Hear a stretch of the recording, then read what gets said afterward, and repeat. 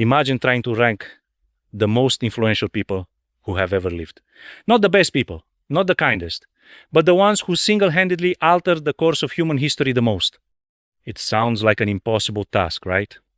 Well, back in 1978, an astrophysicist and author named Michael H Hart actually did it.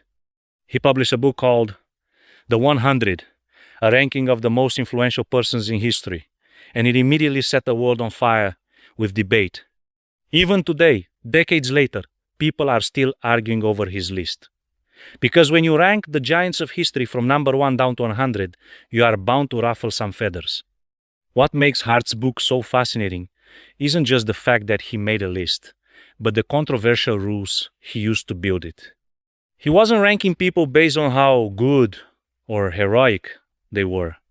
In fact, villains made the cut if their actions shifted world events.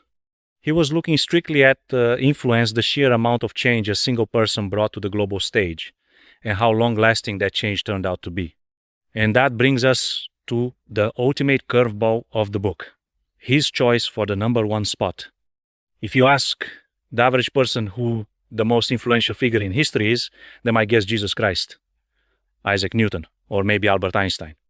But Hart shocked his readers by placing Prophet Muhammad at the absolute top of the list.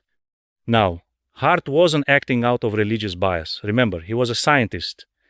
His reasoning was purely analytical. He argued that Muhammad was the only person in history who was supremely successful on both a religious and a secular level. He didn't just found one of the world's major religions.